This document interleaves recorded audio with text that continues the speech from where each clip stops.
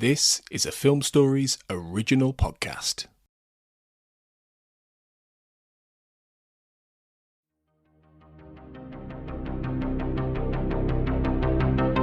This is Writers on Film, the only podcast dedicated to books on cinema.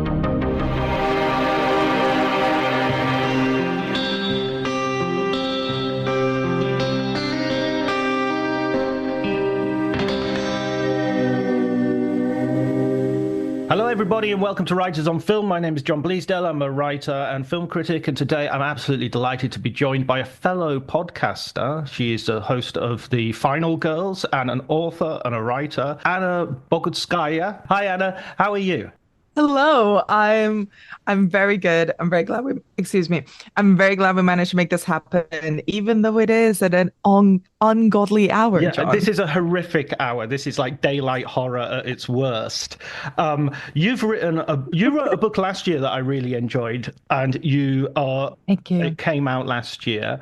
And this year, Feeding the Monster: Why Horror Has a Hold on Us feels equally pertinent. Well, I mean, I know why I feel it's pertinent. Why did you feel it was pertinent, and what sort of brought you to the place where you were writing this? Pertinent to the culture, to this morning in particular. Well, it feels pretty gruesome this morning. So yes, I mean, with what's happened this week, especially. But Yeah. Well, I actually knew that I wanted to write a book about horror films as I was writing the first book. So my first book, Unlikable Female Characters, has no horror in it at all. It has literally a line that I put in to say that I was not going to cover that much horror in it because it was a whole other universe that allowed for so many more unlikable female characters in it. But that I knew in the back of my mind that I wanted to do something book length on it. I just didn't know what it was going to be yet. I needed to know whether I could even finish a book in the first place, one, let alone two. So I sort of purposely took that out of that first book, and it covered TV and film from, the 1930s until literally the morning that I submitted the final draft. But once I had that book done, I started thinking about what I wanted to maybe do with the next one, whether I had another book in me, which is, already a big ask. And I was pretty confident that I knew I wanted to do something in horror, but I needed to figure out what the structure was going to be. And I'm a very structural writer, so I sort of need to know what the outline or the container is going to look like before I start sitting down and writing it, or in case of a book, before I pitch it out to editors. So it took me a few months to just playing around, figuring out what felt right, what seemed like it would sustain my interest for the months that it would take to write a book.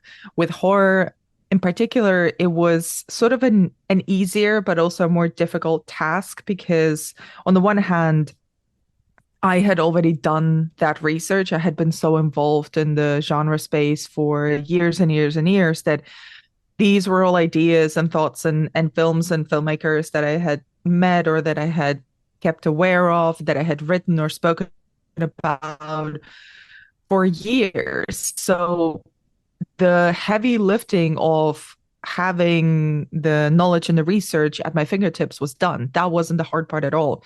The hard part was figuring out what to say that didn't feel redundant or repetitive or like something that could only exist in a particular moment in time, like an article would, you're responding to something really immediate, but something that had a bit more longevity to it that needed to exist in a book form.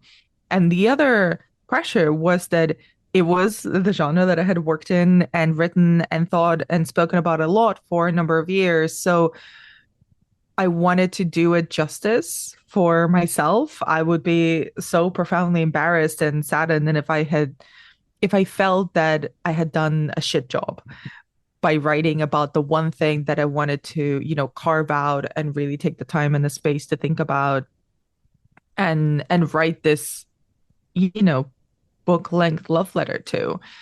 And there were several structures that I toyed around with. And when I finally landed on the one that is essentially the book, it really didn't change at all from the proposal to the final product. Um, it immediately clicked. And once it clicked, it was really contrary to the first book, really quite a pleasure to write. Yeah, yeah. I mean, I think the structure is great. You use these sort of nouns: fear, hunger, anxiety, pain, power, and you sort of fit in the movies that you want to address in that way. One of the things that I thought was really interesting about your approach as well is that the fact that it is your passion, means that you also apply a lot of your subjective, your personal approach. I've just finished reading Claire Dederer's Monster, the A Fan's Mm, Dilemma, and she talks about these problems with terrible people making great art as being a biography meeting a biography. And I mhm. felt that when I was reading your book, I was going, oh, this is a critic's biography meeting the films. That's an interesting point because I apologize for doing this, John, but this is what we do, isn't it? I'm gonna ask you a Go question. ahead. Did you did you feel like there was, you mentioned I've also read Claire Dederer's Monsters, Mm. and I also really remember that line, and I thought it was really interesting. And one book that I had on my bookshelf as a real totem and something that I not just in the process of writing Feeding the Monster, but even as at all times go back to is Kayla Janice's House of Psychotic Women, which is a critic's biography and a biography of a type of film. And I put a lot more of myself into Feeding the Monster than I did with Unlikable Female Characters. But I wanted to really thread that line of it's really not about me.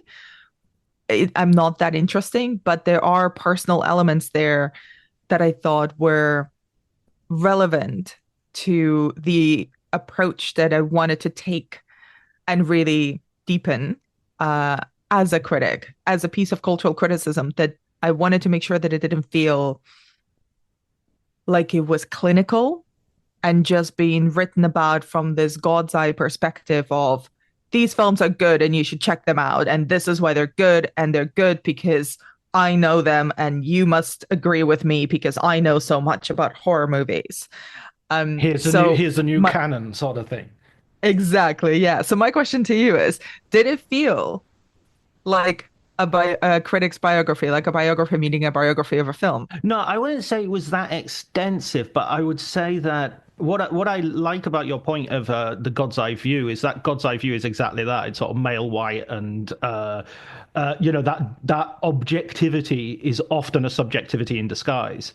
So I'm really for people coming up and saying, "Hey, I had a drinking problem, so when I look at when I look at movies about alcohol, I'm approaching it differently to people who haven't had a drinking problem." Um, Mm, and I see, particularly in your chapters about women and their bodies, insights that I couldn't have. And I think there is a critical pushback of like, oh, I'm a critic, I can have an insight about everything. And well, no, I can't have an insight from within that experience. I have to listen to, and you make the point about trans films where you say, my insights are going to be limited about this because mm. I'm a chiz writer. So in that sense, I thought it was the correct. And I hope this doesn't sound mealy mouthed, but I thought it was absolutely the correct and appropriate amount of biography, rather than it being a complete Thank you. biography. It didn't feel intrusive. Put it that way. It felt corrective. Thank you. No, I appreciate you saying that. And it's always a such a weird balancing act to make, right? Because as a critic, the school of thought, generally speaking, and I don't personally subscribe to this, is that, you have to strive for this, objectivity. And I use air quotes here because I think it's, poppycock. It doesn't exist. You're passing judgment on a piece of art. It's obviously subjective. All writing is subjective. And but there is this assumption that there some opinions and some films can be quote unquote objectively good or objectively bad. And I really did not want to do that. I've never wanted to do that and probably don't know how to do that. And in this book in particular, especially because horror has always been wrapped up in a lot of judgment, in a lot of, well, this is good, but for horror, or, this is actually really great, even though it's a horror film and there's some nasty stuff going on, or, there's a ghost, but really it's about a profound thing. It's about grief. I've always had a lot. It's about grief. It's really It's all about grief. trauma, John. There you go. It's all about trauma. But I wanted to take that same very, very emotion first, very feeling first, and very generous approach to writing about why and how horror functions and how it is a deeply emotional genre, which is, I think, not usually how people write about horror. They write about the effects, they write about its scares, they write about how successful it can be at being a horror film.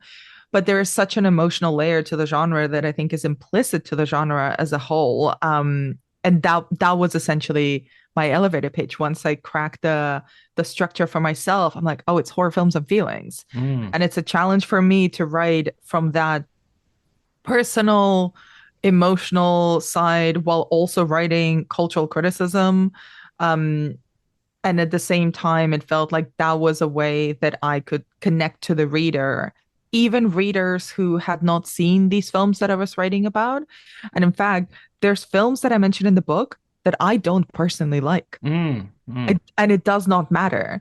What matters is that, there is always, even in most films that I don't like personally, I can still see things that are interesting or that are speaking to something or that are trying to go for something that maybe they don't quite succeed as a whole, but they are those sparks in there that feel very valid and very valuable. Which ones? I'm not going to say that. And I probably honestly could not remember. At 7:45 in the morning, John, I can barely remember my own name. I'm so glad you did not ask me to introduce myself because I would have messed it up. Yeah, I mean, that's so one of the things about horror. You mentioned Linda Williams talking about body films, that there are sort of films that make you weep and affect you viscerally, and Yes. pornography and horror are the other two major categories for this. And Linda Williams, by the way, was a teacher at the University of Liverpool when I was there. We overlapped. Amazing. Yeah. I didn't do her course because... Did she teach you? No, I didn't. I had friends who did it, and I was such a bloody idiot because basically her course, she did a course with Jeff Ward called Visions of Excess, and I thought... That is so up my street. I shouldn't do it because I'll do that I'll do that anyway. I should do like Chaucer and stuff that I would never read voluntarily. I should just do, but I would sit in on their lessons. So she did kind of teach me, just never officially. So I'd sit in on like their lessons about David Cronenberg and things like that, and they'd always look at me. Oh. They'd look at me oddly, like, who's this guy who didn't? And this was in the very early 90s. So this was Cronenberg of Crash and, good Cronenberg. That is such a great name for a course. Yeah. Visions of Excess. Yeah. Oh, it's so tawdry and, thick. That's what I love it. Yeah, there's a stench to it. And that's what I was going to ask you. Is there an element that, like, when you try to spruce up horror, you're scrubbing away a bit of the dirt and the blood and whatnot that actually makes horror attractive? I mean, you make the point that you actually statistically kind of break it down, that how many Oscars and nominations and stuff. And I'm sort of thinking, I don't want my horror movies to win Oscars. The Oscars are shit. I don't want anything I like to be touched by an Oscar. I don't know. I think we can have both. And I think with horror, actually, I think we can have both because there's as with any art form, there's a spectrum to it, right? There's the stenchy, scummy side, which I also love a lot. And there's the more polished side. And sometimes with horror, you can get the scummy stuff infiltrate the polished things as well.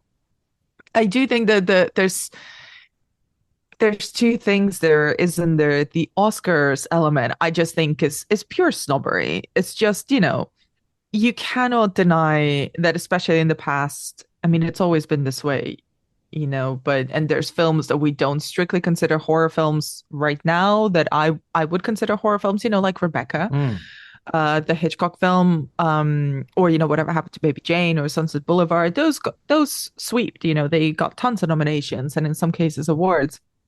I know that Silence of the Lambs, which won the Big Five, is considered by many to be a thriller, but I'm sorry, there's a guy who eats another guy's face, and there's a someone who makes a suit out of women's skin. That is a horror film, sir. That is 100% a horror film. But I think it's just about recognition. It's all on an industry level, on an awards level, continuously wrapped up in this feeling that it's not worthy. And I think the evidence has mounted for what however long cinema has been around, 100 plus years, 120 plus years, that it is absolutely worthy and it's completely intertwined with the evolution of cinema itself. So just consistently ignoring this very wide-ranging genre that has, as I was just saying, everything from the scummy exploitation work to the really, high-end, polished, genre-bending, extremely well-performed stories. Just ignoring that as a bad because you're not looking at them through the same lens as all other films. The amount in the process when you're part of an awards body and you're looking at all of these films and you're judging them and voting for them, obviously there is everyone's personal biases come into play.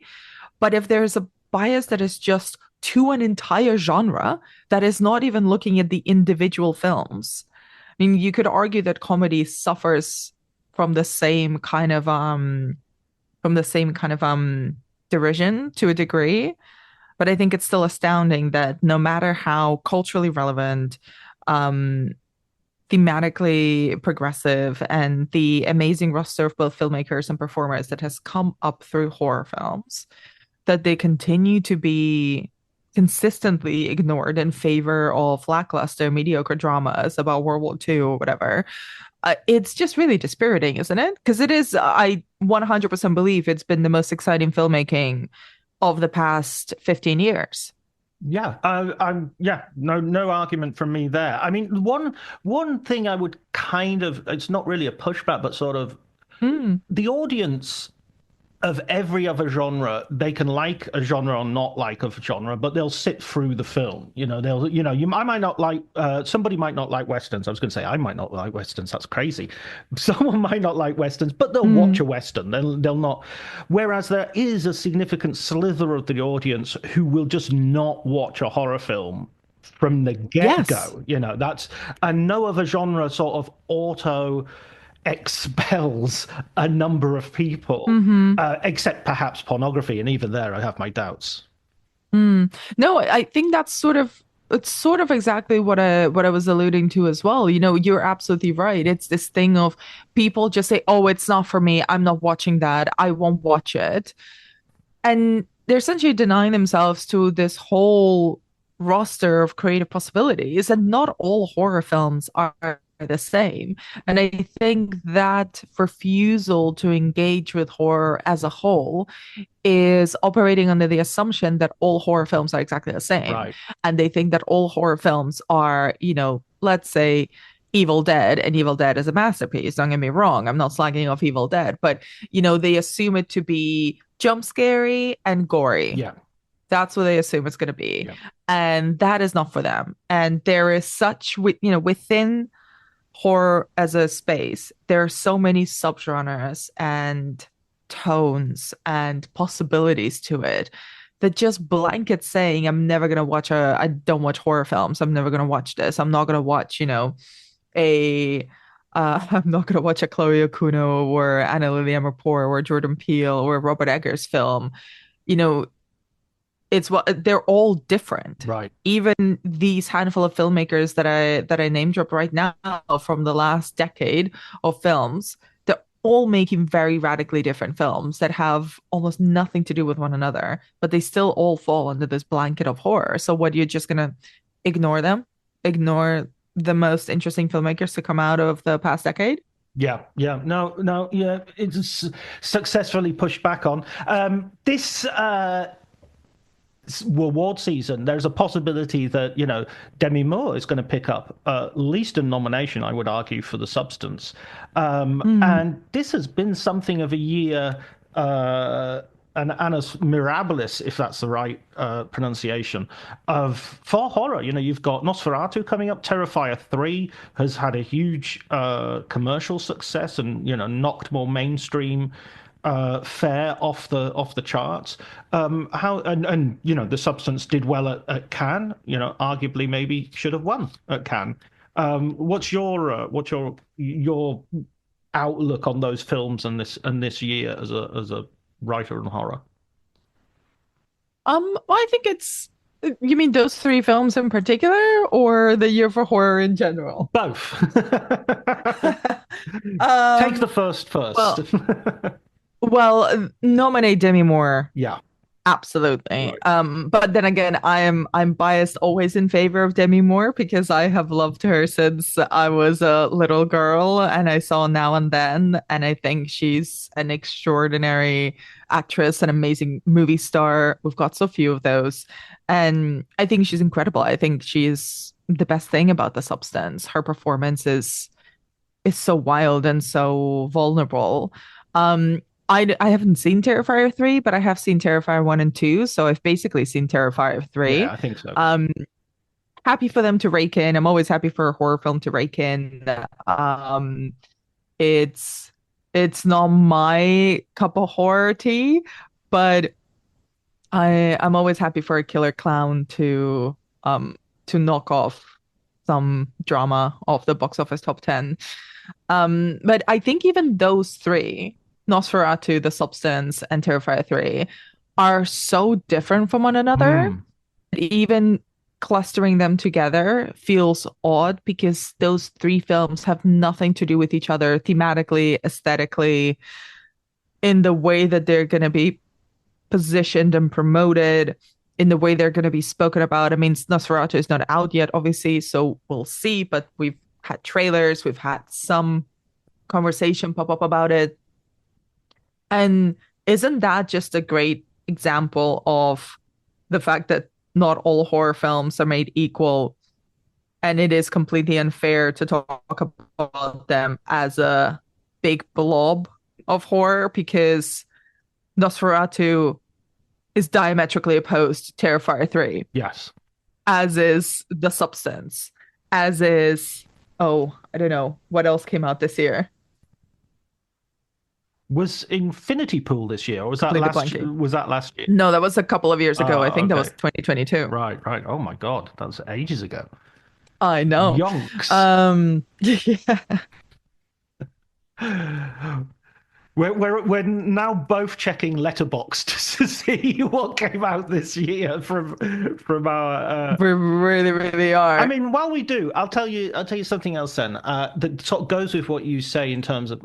For me, my enthusiasm. I mean, I don't know. I don't really have a favorite genre. I do love westerns. I do love science fiction. I love comedies. Obviously, I always try to stick comedies in my top 10 whenever I can. But there's nothing that gets me quite as excited as a good horror film. Even actually, there's nothing gets me quite as excited as a bad horror film. If I start hearing, "Oh, you've got to go and see this," it's not great, but it's got this idea to it. And I think horror is one of the few genres where the biggest special effect is a good idea. The biggest pull is there's this idea. And so Talk to Me or Inner Violent Nature. I think Inner Violent Nature, which did come out this year, I think. It did actually, yeah. Now I was just checking. Now you're going to say, no, that was 1998. COVID has really bled into my brain, hasn't it? Also this year, the return of Josh Hartnett in Trap. Ah, right. Very good time. Which I haven't seen. And Jane Chamberlain's I Saw the TV Glow. Oh, of course, yeah, which I have seen, which is a great film. Which is Phenomenal film. yeah. I mean, there's a film that you could watch and not even think it was a horror film, and it is a horror film. Yeah, I mean, I think it's both. It's operating on multiple levels. Absolutely. Um, So yeah, so like that idea of a horror movie having at its heart a sort of theme or an idea that is I think that goes very much with your book because you have these big ideas like cannibals suddenly becoming very popular, and then these ideas that are the sort of the way that is visualized in the film, such as what if we made a coming of age story about a young teenager who happens to be a cannibal. Um, so I think that you started off by talking about bad horror movies, and I just wanted to mention, I don't know if you feel the same way, John, but I try I try to go into films hoping that they're going to be great. There's always room for disappointment, as there is with many things in life. But every time I sit down to watch a film, horror or otherwise, I don't want it to be bad. I really want it to succeed. I really wanted to love it. And so I'm sort of like, I know it's a really popular thing. I'm not really the sort of person who enjoys going to see something because I expect it to be schlocky. I think like much like you were mentioning, I really want to find that kernel of greatness, even in something that maybe isn't doesn't really succeed on other terms. But to your other point about, you know, these big ideas, I genuinely prefer films that have more than one idea in Right. them. I think there's room for more than one. Uh, and there's in when I was writing the book, the way that those chapters are structured, and for some of your listeners who, I don't expect them to have picked up or read the book, it's essentially five big chapters, and they're structured around feelings, hunger, pain, anxiety, fear, and power. And I know power is not a feeling, but power is a very big idea that horror, and I would say almost everything, circles around in one way or another. And instead of ideas, I was always thinking of those chapter headings as guiding feelings. So those were the containers for the ideas that I wanted to explore, but they all came back and related back to the emotional. My elevator pitch, like I mentioned before, was horror films and feelings, and that was the thing that was guiding me. It wasn't so much about breaking the films down into their ideas, because there's so many ways you could do that, and each, a lot of the films that I write about contain a multiplicity of ideas, and you can talk about them in so many different ways, and they would all be correct. I wanted to more approach them and write about them from an emotional lens, and in a way to try and prove to the reader or deepen their understanding of those horror films as not just films that succeeded in scaring them or succeeded in making them jump or making them irksome or, freaking them out or grossing them out in some way, but that held at their heart a really strong investment in the emotional life of their characters, and by extension that were really concerned with human emotion as opposed to just, big bombastic effect scene. Um, so those are kind of, if you want to call them ideas, kind of those are my central ideas that guided every single one of the chapters. And obviously all those feelings are very big and very extreme, but also very recognizable to everyone. Everybody's, experienced fear at some point. Everyone's experienced hunger or pain in one degree or another. So they're not, convoluted, complicated, expressions of feelings to try, that you have to do a lot of work to try to empathize with.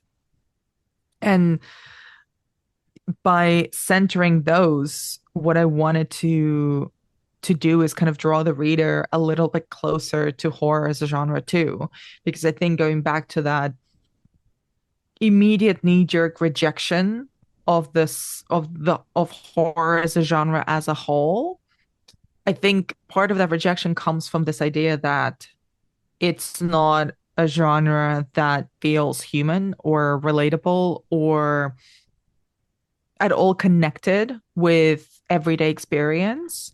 And I just don't think that's true. And that's part of the reason why I wanted to bucket these chapters in that way as well, is to point out how those things can be those if we think about horror through this more emotional critical lens, it can so deeply connect to the experiences of a lot of people. And that's also one of the reasons why people keep going back and are so evangelical about the genre, much like I am doing right now. Yeah, absolutely. But I mean, rightly so. And yeah, I mean, that's a much better way of phrasing it. You know, who knew you wrote the book? I mean, like what I was saying about the cannibals, of course, you put in the chapter about Mm, hunger, and everybody knows what hunger feels like, and everybody knows like what mm. wanting to bite a baby feels like as well. If you ever hugged a baby and smelled a baby, the immediate urge to bite a I don't know baby. what that feels like, John. I've never wanted to bite a baby. What are you talking about? Okay, I'll edit that bit out then because I assumed that was everybody. Isn't that everybody? Doesn't everybody want to eat a baby occasionally? I don't know, mate. I've never heard of anyone wanting to bite the head of a baby. Okay, well, let me. There's this. There's this urge that comes on people when it comes to cuddly stuff that you just want to you want to hug it to death. Mhm. You want to consume it, and then Yes. okay, so that's what I'm referring to. I hope that's I hope some of our audience are going. I know what you're talking about. We all bite babies. Come on. Is this the Cannibal podcast? This is the part of the podcast where we move on to the section on monsters, in which you reveal that the monster is actually me. But no, I did seriously want to move on to this idea of the monster itself, Mm. which there's a line in the book that you say, "Oh, these aren't really our monsters; these are Boomer's monsters," and you refer to Freddy Krueger, and people like that, sort of coming back again and again and again. Mm. Although I would argue that might be Generation X's monsters rather than Boomer's monsters. But anyway, we all divide it differently, perhaps. Fair enough. Yeah, no, that could track. Um, and your point, Art the Clown, maybe becoming a monster who is having a certain traction right now, and that would be interesting in and of itself, because I find him very much a kind of empty space, really. He's just like a killing cipher, you know. Um, Mm. I don't feel he has any personality or sexuality or anything Mm. at all, and so in a way, it's just feels like what's the word? A sort of a MacGuffin. You know, he's a Mm. MacGuffin made flesh. But I was interested in this idea that we don't really have monsters, and I wanted you to expand on that a little bit for our listeners. Mm.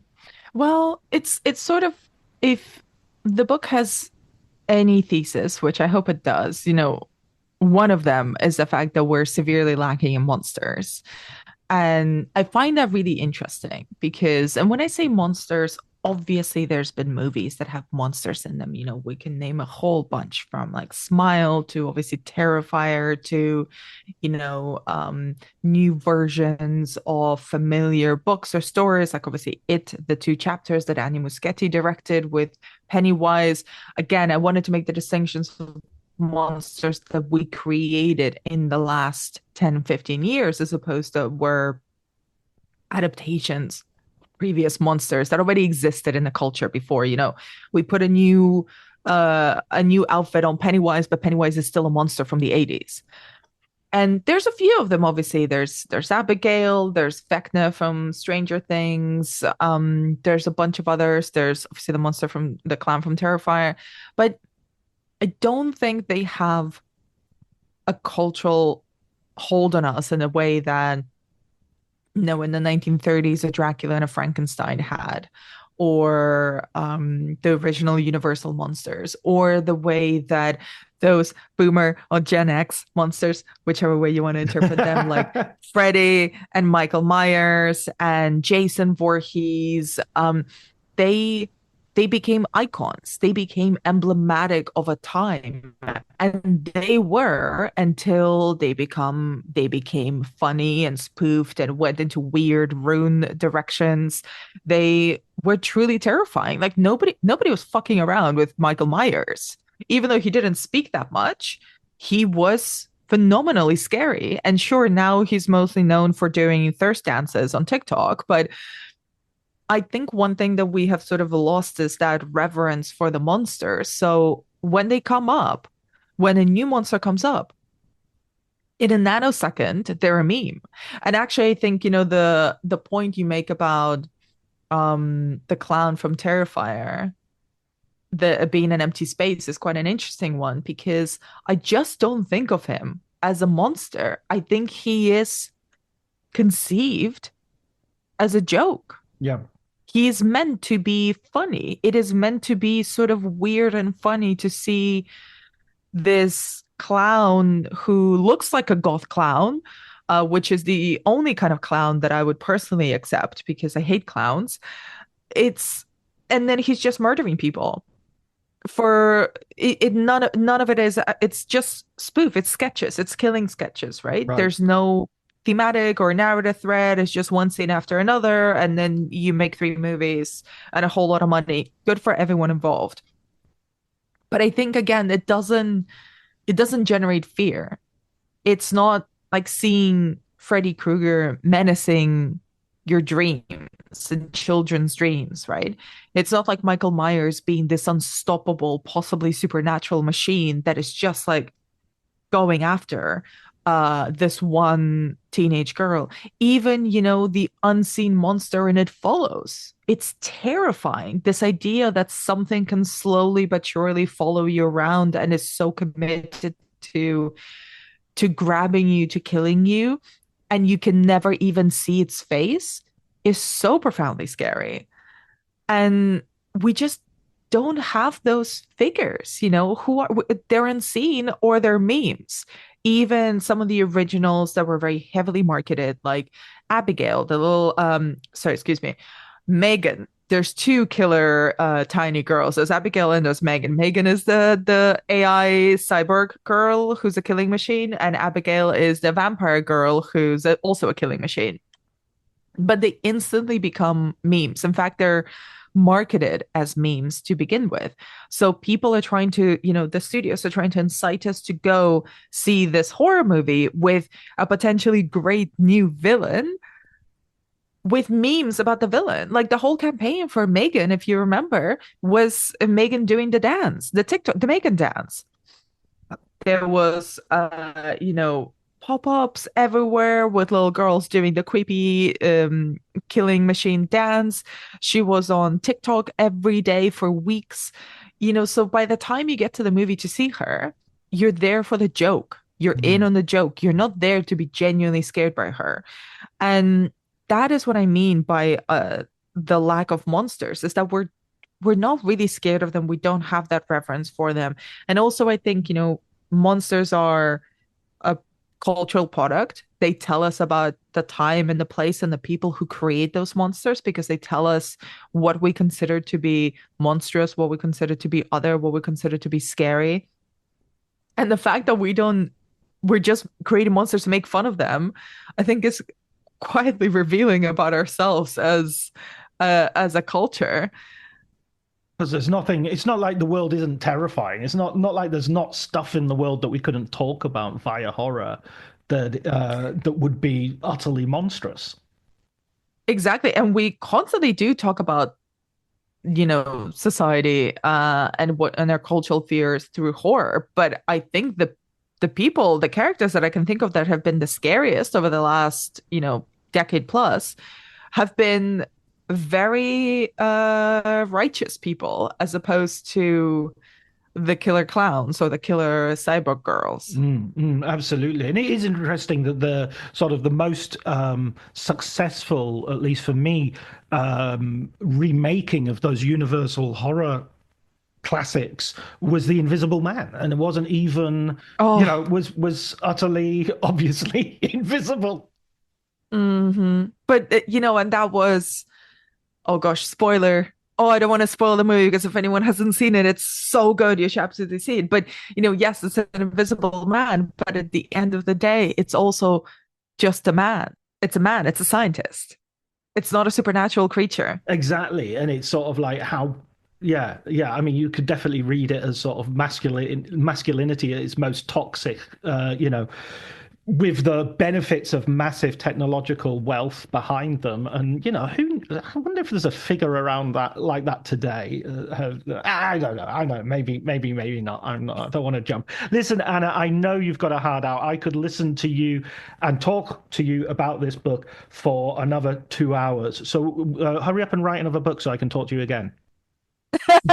I'm on it. I'm on it, dude. It's happening. We'll do this again in another year or two. Excellent. And congratulations. I really enjoyed your book. It was really good fun. Thank you so much, John.